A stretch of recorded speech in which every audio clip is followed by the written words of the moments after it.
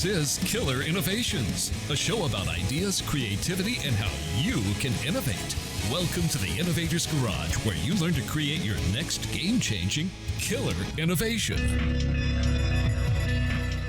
Welcome to Killer Innovations. This is your host, Phil McKinney. Each week we come on this show to share with you our thoughts on innovation, creativity, and design. We are now wrapping up season 11. We are beginning season 12 here in a couple of weeks. Hard to believe we've been doing the show for that long. We started at the end of March in 2005. If you're listening live to the radio stream, wherever that might be, we're broadcast across roughly 30 stations across the U.S. on the BizTalk Radio Network. But if you want, you can hop on over to killerinnovations.com/live. And click on the icon, and you can actually hop onto the video stream. We are in about 3/4 done with the rebuild of a studio here. Actually, the first real studio we've had.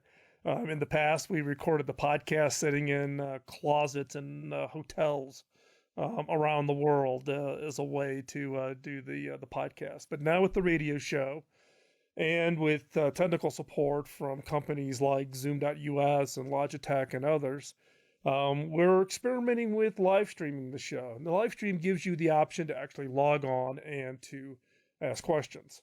Today, we're also live streaming onto Facebook. So if you're on Facebook and you want to go there and hop on, you can just search for me, and then you can watch the live stream as we go here, and you can post your questions and comments. And that also gets the benefit that during the commercial breaks, we can actually have some interaction. So again, if you want to watch live, hop on over. Cameras are live. You can see me sitting in here in like a partially completed radio studio. The construction work is done, but we don't have any furniture yet. Last week, I was asking for some feedback for people to kind of send in their comments and thoughts and, just ideas around the show, but also, we are coming up on the end of season 11. The last time we really did any kind of a celebration was when we got to the first 100 shows, which was back in 2006, 2007.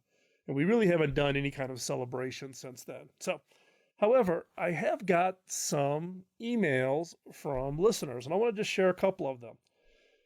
So the first one comes from actually New Zealand. It says, "Great to hear from you, Phil. Hey, I have to say I love listening to your show." Hey, thanks for this note. "I've been painting the house lately, so I don my earphones, plug in your Killer Innovations podcast, and away I go. I zone out and enjoy your shows at the same time, get my house good and spruced up." I actually do the same thing when I listen to my podcast, but my wife accuses me of using that as an excuse not to be able to zone out on her. Anyways, I thought you'd like to know that your show is being listened to a lot of different parts of the world. All the best, and keep those shows going, because we are listening here down under. Sincerely, Nathan from Auckland, New Zealand. Another quick note we got this week was, "Hey, Phil, absolutely love Killer Innovations. You're crushing it. Julie." So again, Julie, thanks a lot for that note. And also, "Hello, Phil.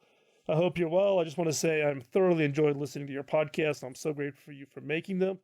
You're awesome and a great teacher. I'm working on a letter to you and a list of questions I can email. All the best, Athena." So the encouragement here is, if you got questions, send them in. You can join us on Facebook. We're Facebook streaming today. We'll try to do that a little bit more regularly.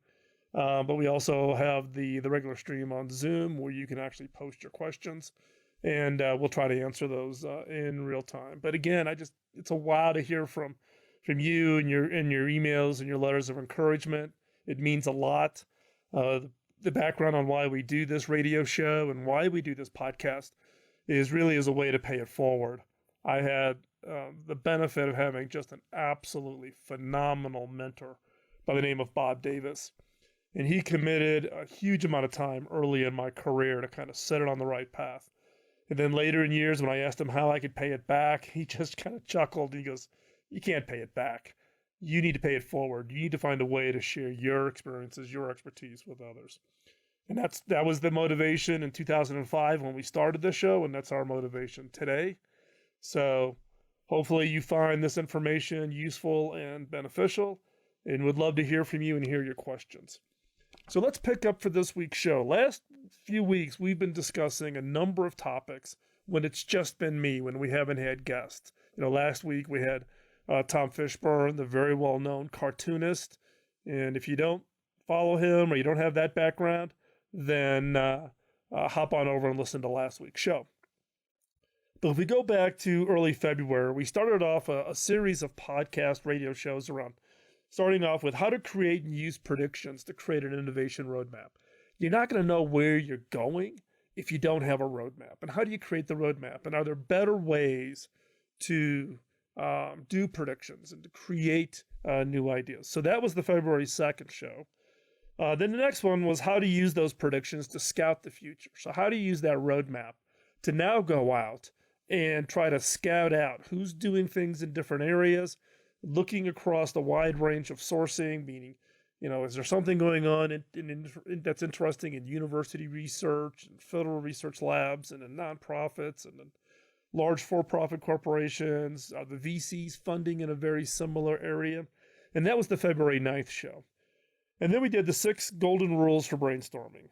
These are kind of the fundamental rules. Before you even do a brainstorming session, these are the fundamental rules you should have in place before you even start working on creating an innovation session. And that was the February 16th show. And then we got to the next show, which is on February 23rd, on how to actually run a next generation brainstorming session. This isn't the traditional brainstorming session where you put 10 people in a boardroom and crank out a bunch of ideas, and then you got 200 or 300 ideas. You got nothing to do with it. What do you do with a list of 200 ideas? Do you type them up? Do you send them around in an email? If you do, what happens next? Nothing happens. All those emails get stuffed somewhere and there's no progress made. And, if you look back, a lot of people view those innovation sessions as just total busts. They're just not going to be the successful. So in that February 23rd show, we actually showed and walked you through how to run what I call this next generation brainstorming session.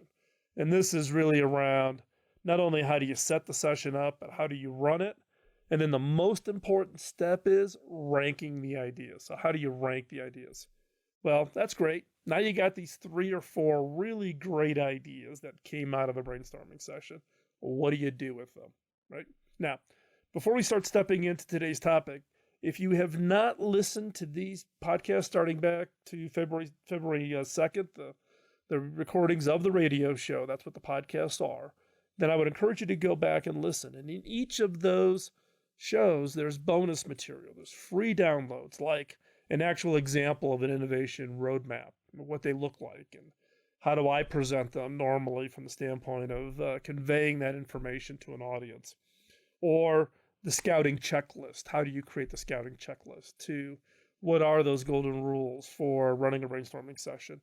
And then the one that's by far been the most popular download since I put it up there is the exact timelines, the exact structure, the exact process I go through when I'm running a brainstorming session. So you can go grab those. They're free. You can download those. So you want to go over back to killerinnovations.com and then just go through the show starting with February 2nd and then just work your way through. Okay. So this week is now you've got your 2 or 3 ideas that come out of that brainstorming session. What do you do with it? Right. So first off, what is that pitch? Pitch in a real simple term it's really a sentence or a story that conveys the essence of your idea.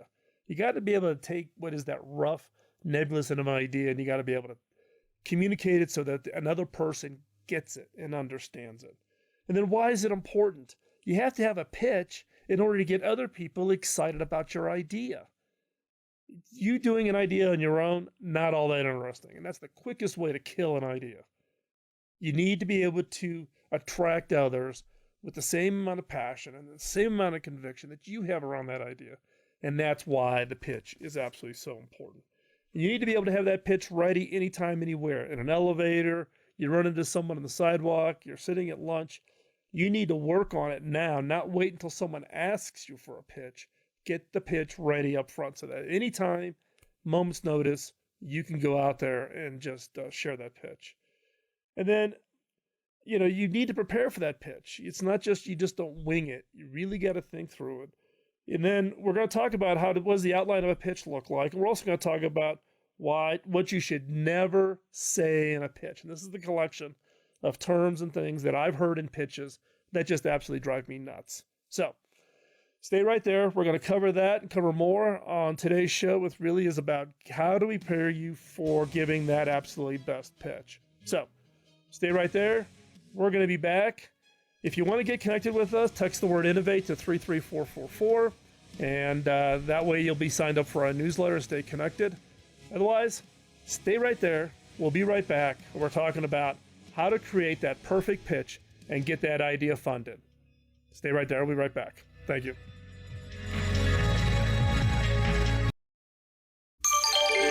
Biz Talk Radio.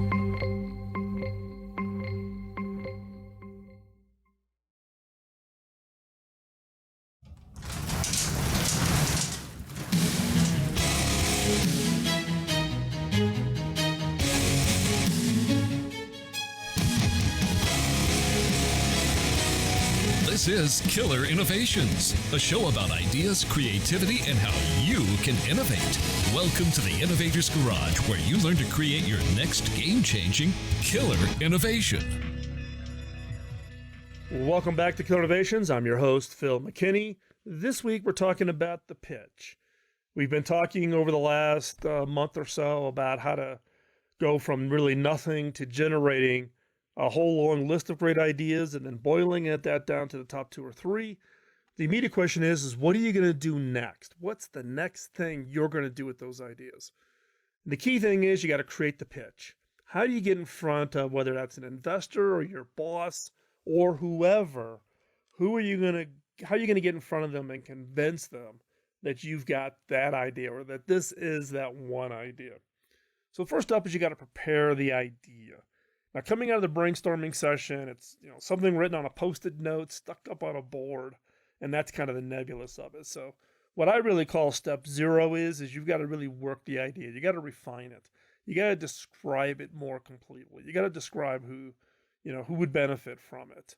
Why would they want this? What are any of the hurdles? Are there technology hurdles to really do something with that idea? Step 1 then, as part of that though, is you got to define and determine what the scope of the idea. Is this building on something that already exists? Is this just an incremental, or is this something that is like fundamentally different? And you're just blowing the doors off of anything and everything that is out there. And so, that's going to kind of determine how big, or what's the scope of the pitch that you're going to present. The next step, what I call step 2, is you have to understand who can give you the green light. Now, if you're an employee inside of an organization and this is a pitch you're making to the boss, you need to understand who is going to be in the process of approving moving this idea forward. Now, I've talked many times on this radio program and in my book around the challenges of what I call the corporate or the innovation antibodies. And these are the people who are always going to tell you no, and they've got 10,000 reasons why it's no. This is the step where you have to identify everybody who's going to be in the approval process. And then at that point, then you've also got to understand their psychology. Are they going to be an antibody? What kind of an antibody are they? And then what is your process to get around them? So go back to old shows. There's a whole series of shows on antibodies. You can search for it on the Killer Innovation site. It's also an entire chapter of my book teaching how to get around these antibodies. How do you work around them where you don't let no really be the no. You let no just be the challenge that you need to respond to in order to be successful with the idea. But the key there is you got to, what I call that next step is once you know who gives you the green light, is you got to understand their perspective. Are they the finance guy, so they're looking at risk? Are they someone in a leadership role that maybe runs the innovation team and feels threatened that you came up with the new idea? It's what we call an ego antibody. So you need to understand that perspective, and that's really step 3. Step 4 is you need to create what's the structure of the pitch. So if you understand kind of the scope of the idea, is this an incremental or is this something fundamentally new? Who do I need to go talk to? How do they want the idea presented? What past ideas have been successful with them and how were they presented? And then in this on step 4, it's really about building the structure, right? First off, is you got to be able to take your idea and describe it in a single sentence. So what's the one sentence that describes this idea? So for instance, and these are some examples I picked up off the web. One is if your idea's around, I'm researching how human cells reproduce, then it's, that's really describing, for instance, research in DNA. Most people aren't going to know what a DNA, aren't going to really understand DNA. So you use that one sentence description. Another one is in the computer world, we'll say defragmenting, hard drives. Well, 99% of people don't even understand what defragmenting a hard drive is. Your one sentence description there is, it makes computers run more efficiently. Get that? I understand that. I don't understand what defragging a hard drive is. And there's a whole, there's this process of, we want to get in and talk technical, you got to simplify it. So first off, in the structure is create that one sentence description around what that idea is. And then take that one sentence and start building out your actual pitch. Now, there's going to be different kinds of pitches. There's the elevator pitch, right, where it's just you and one person and you're going 2 floors. That's where that one sentence comes into play. They're going to say, hey, what are you up to? Give them one sentence and make it enticing enough that they want more. Now, you could be on what I call a slow elevator pitch, and that's where you get kind of the 30-second full pitch. So you got a 5-second pitch, one sentence, a 30-second pitch where you can give a little bit more meat, but you can't get into the real detail. And then you get into what I would call the expanded pitch. An expanded pitch would be things like lunch, where you're across the table and it's a discussion. You're not showing anything. It's just purely you're conveying or trying to pitch your idea. It could be potential angel investors, venture capitalists. Could be a customer that you're trying to get them to buy in. So you need to have kind of a story-only based pitch as, again, one of those pitch options. And then next is now you're invited into the conference room. Now you've got slides and you've got PowerPoint and handouts maybe. They're seated. You're in the front of the room. You're making the pitch. Much more extensive part of really telling that story about what your idea really is all about. And then you got the whole executive review. This is, you're going to deliver the full detailed plan. If you're pitching to a venture capitalist, this is going to kick in to the whole process of due diligence and really getting into the due diligence around your idea, right? So you got the elevator pitch, the 30-second pitch, the 5-second pitch, which is just you and one person, 30-second pitch, story only, lunch, story only, but now you got an hour. Then you got your conference rooms where you got PowerPoint. So you got to be able to float back and forth. The next step is once you've laid out the pitch, you got to test it. Find some friendlies, present it. Don't go after the big guns right out of the gate. Deliver that pitch and deliver it a lot. Get out there and just talk to a lot of people. Test it out. Get their feedback and refine it. And then ultimately, you got to deliver it. In this case, you want to deliver it in such a way that you're not needing to look at notes. You're not going to be needing to look down. You're not going to be looking at the screen over your shoulder, seeing what slide is up. You should know it's so cold that you can be able to deliver it at a moment's notice. Step 7 is you got to understand what is it you do when the pitch fails. They're going to fail. You want to find out why it failed. What was it that they did not agree with? Was there some assumption or some statement you made? You want to turn every no or failure into getting more feedback. You want to understand why it failed. And then step 8 is you may go out and do a bunch of pitches and you just decide just to do the idea on your own. And so therefore, be prepared to do that. Be prepared to step out and just do the idea on your own. So next up, what we're going to talk about is the actual outline for a pitch. And this is an outline that I use with some modifications that's worked out very, very well for me. So you want to come right back. We're going to share the actual outline for the pitch. And then at the end, we'll talk about what you should never say in a pitch session. So stay right there.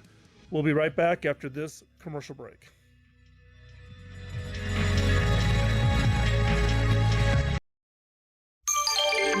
Biz Talk Radio.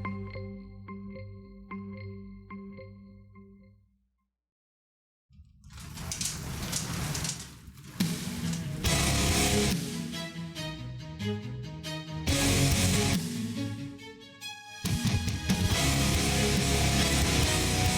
is Killer Innovations, a show about ideas, creativity, and how you can innovate. Welcome to the Innovator's Garage, where you learn to create your next game-changing killer innovation. Well, welcome back to Killer Innovations. This is your host, Phil McKinney. We're picking it up here in the third segment, talking about how do you present your pitch. You've got a great idea. You've got it written down in your notebook. You've come up with it through some method, whether it be a brainstorming session or your own ideation activities that you do in the morning. Whatever that mechanism is, you got this idea. Now you've worked on that pitch. You've refined the idea. Now you actually got to put that pitch together. You want to be prepared so that when someone asks you about that idea, that you can be really crisp, really snappy with a description around that idea that gets them hooked to the point where they're going to say, hey, I want to know more, or I want to invest, or I want to buy that product from you. So first off, if you're going to make a pitch and you're making a pitch to somebody else, particularly if you're planning ahead for the pitch, the one fundamental key that I always recommend is, before you even write the pitch, if you're thinking about somebody, get what I call an endorsed introduction. Know who you're going to talk to and tailor the pitch to them. Now, I get literally hundreds, if not thousands of emails every year with people wanting to pitch an idea. Now, because of the radio show and the podcast and all of that, I try to take on as many as I can, but I can't take on all of them. But 90% of the case, those are cold, meaning there's no relationship. We don't know each other. They're not being introduced to me from anybody that I know. And at the same time, though, they could have a great pitch. But when you first doing a cold pitch, the first thing out of the gate is you got to justify. You've got to build up some credibility as to, why you and who are you, and do you have some credibility that makes this interesting for me? So you want to get an endorsed introduction.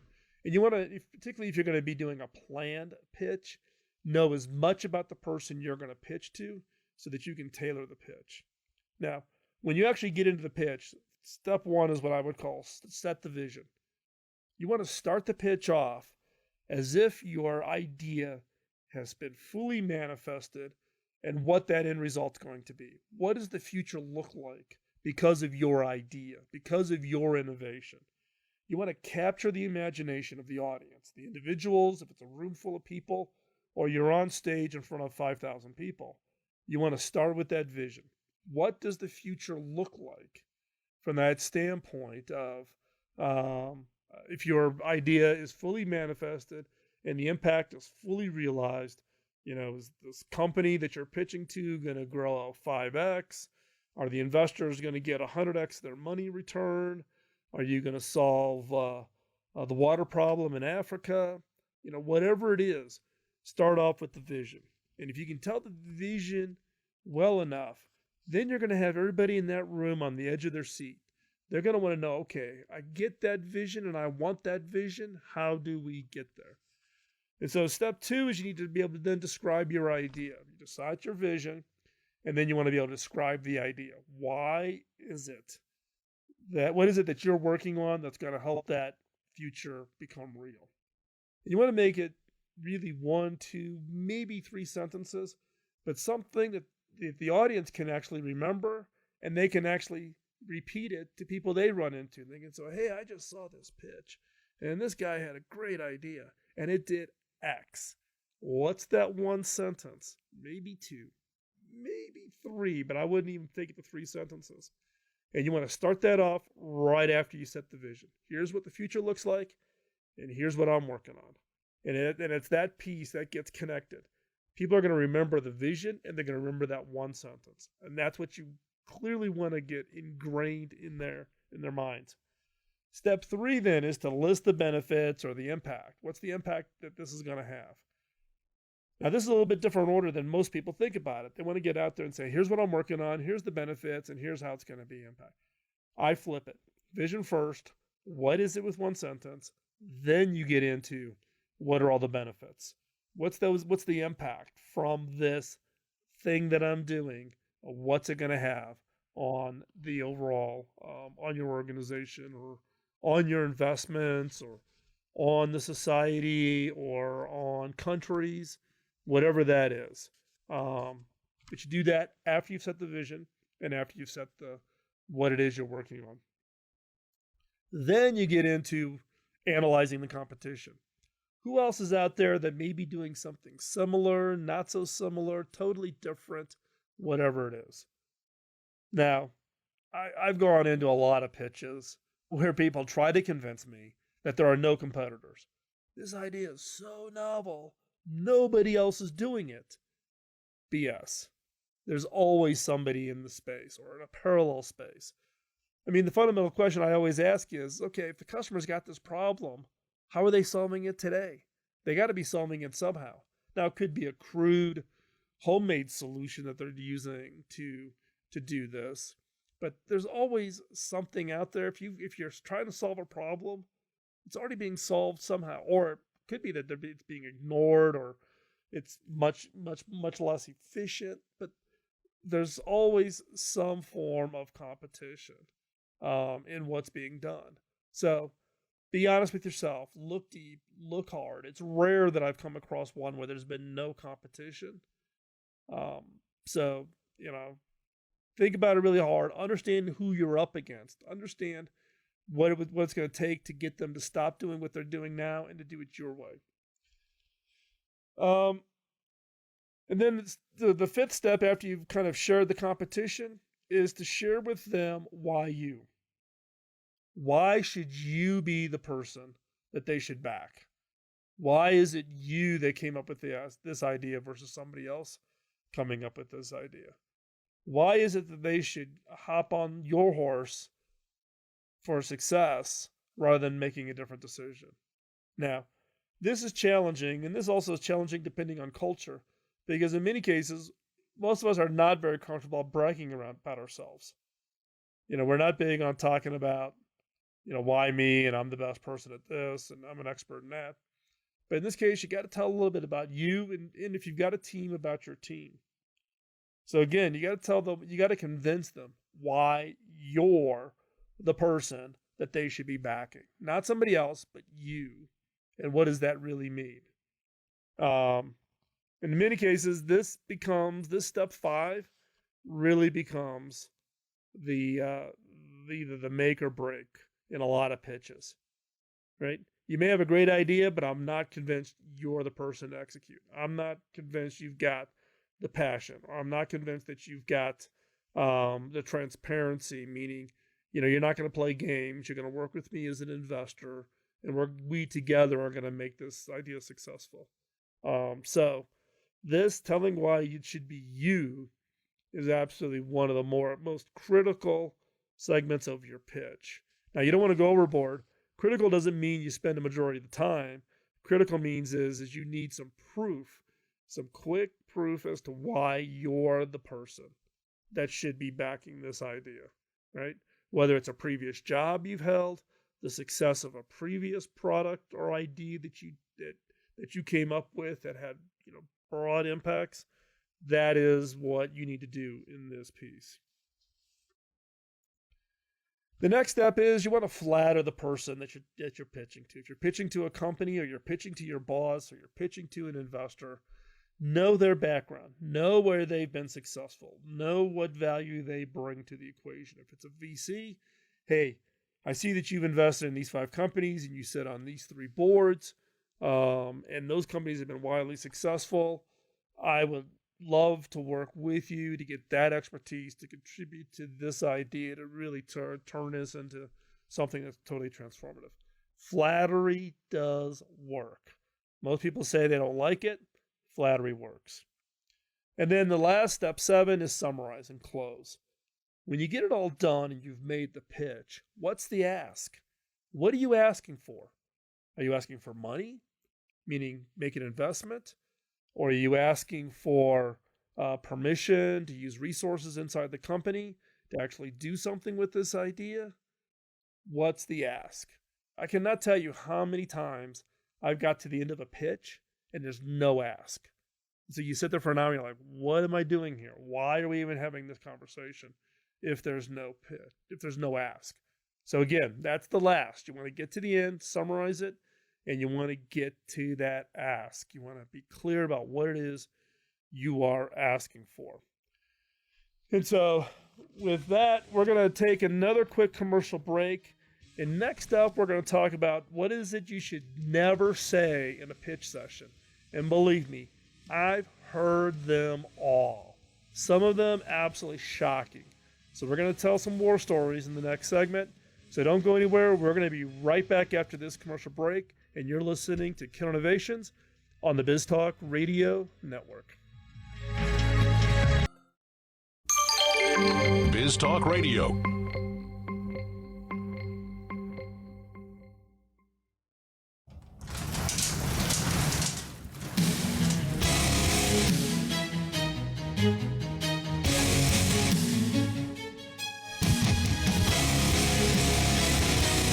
This is Killer Innovations, a show about ideas, creativity, and how you can innovate.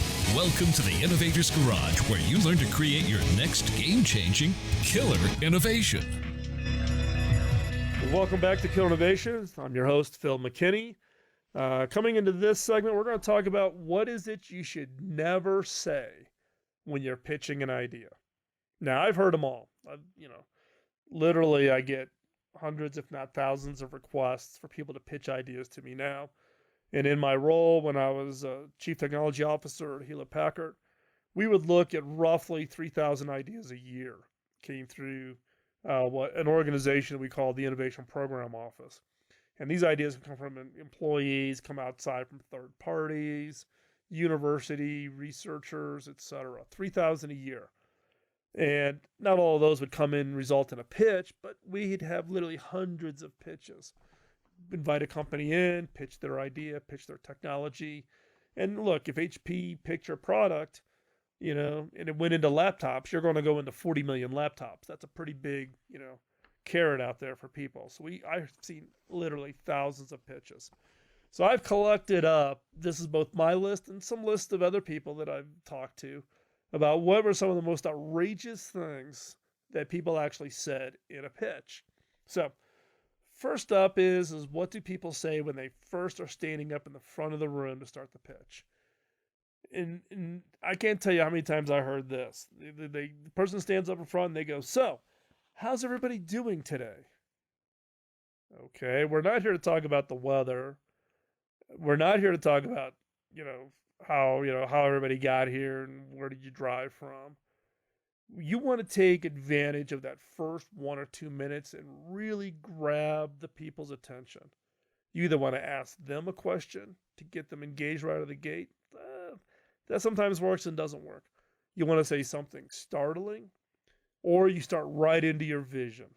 And I prefer to start right into that vision. Don't delay the time. Don't take the energy out of the room by all of a sudden asking somebody, "Hey, so how's everybody doing today?" The other is be careful of setting expectations. I've heard so many times people stand up, in a pitch and they'll say something like, "Oh, you're just going to love this idea," or "This idea is better than sliced bread," or "This idea is going to solve, it's going to, we're going to have teleportation and flying cars." And, you're setting an expectation that either gets totally discounted, which means your credibility goes out the window, or you're going to end up in a situation where you're going to set an expectation and then the rest of your pitch doesn't deliver against that expectation. So be careful. Don't set that expectation in the pitch. Let them come to their conclusion that this is fantastic. This is some great stuff. This is just unbelievable. Make it, prove it out. Don't try to set that expectation early. The other is I've been in so many pitches where they come in and they hand out the handouts, including the full slide deck that they have not even presented as of yet, right? And then a person stands up and says, "Oh, they're handing out the presentation, and what I'm going to do is I'm going to cover all the material that's in the materials, the handouts they just gave you." Well, then my immediate question is, so why are you here? Why are you even pitching? Just send me the material and I'll read it. If there's no value in having you as a human in the room, then don't waste my time. What I do is I would never hand out handouts ahead of time. I may say up front, hey, we've got a little bit of leave behind material after, but let's get into the discussion. And you get them to focus on you, and you get them to focus on whatever you're showing.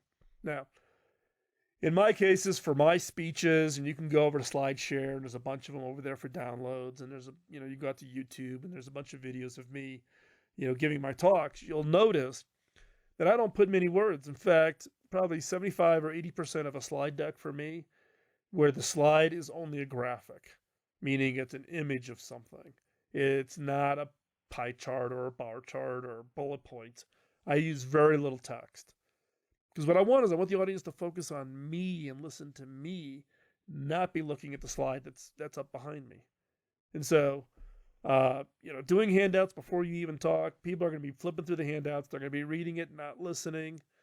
You haven't created that emotional connection, and the emotional connection in any talk, especially in a pitch, is absolutely critical. You have to build kind of that rapport and that trust and that relationship. The other one I hear, and I hear this a lot, and it is a little frustrating, is I've poured my whole life into this idea. Blood, sweat, tears. I've even had some people come in and say, I've sacrificed my marriage, and I've sacrificed, I've put my kid's life on hold because I believe so much in this idea. If you're thinking that's a selling feature to me, that's not a selling feature. That is not going to win any kind of persuasion points for me to come in and pitch, and select your innovation or your idea. Not going to happen. It's not about how much energy you put into it. It's about the impact of that idea. You need to make your own personal choices on your own set of priorities, right? How important this idea is and how much you commit. The impact or the decision criteria that I'm using is what's the impact that your idea is going to have on my business, my industry, or my activities. The other one is, hey, you're the expert, so if you don't like it, I'll change it. That's one I hear a lot, particularly when I was at Hewlett-Packard. And I'm telling you, if that's the case, then why do I need you? Why am I focused on why should I back you? If you're discounting your own input, and I've got so much expertise, what value do you bring to the process? So, and then the last one, which I'm always think is pretty funny, is, hey, I'm glad you want to move forward, but hold on, let me finish the slides first. If I've committed to go forward with you, stop selling. In the meeting, get the signature on the contract. Don't keep selling. Don't keep pitching. Don't think you got to get through the slides. So hopefully you found this as useful. If you follow what we just covered here on the pitch thing, I'm convinced that your pitches will step up to a new level and you're going to get some very, very strong response. So before we wrap up the show, could I ask one favor? Could you go over to iTunes and take just 15 seconds and rate the show? It helps us get noticed by all these new listeners into this new overnight success thing called podcasting, right? And talking about podcasting, we've been doing this for 11 years. We're starting season 12. Love to have your feedback and your thoughts on how to improve the show. So let us know. Drop us a note. If you want to get connected, you know what we're up to. Text the word innovate to 33444 in the U.S. If you're outside, go to killinnovations.com/innovate. We're going to talk to you next week. Thanks for listening. This is Kill Innovations on the Biz Talk Radio Network, and we're right here every Sunday. Thanks a lot for joining us. Bye-bye. The opinions you hear on Biz Talk Radio are those of the hosts, callers, and guests, and do not necessarily reflect those of this station, Biz Talk Radio, its management, or advertisers. The information on Biz Talk Radio does not constitute a recommendation, offer, or solicitation to buy or sell any product or service. If you have any questions about Biz Talk Radio, contact us at 817-274-1609 or at biztalkradio.com. Biz Talk Radio.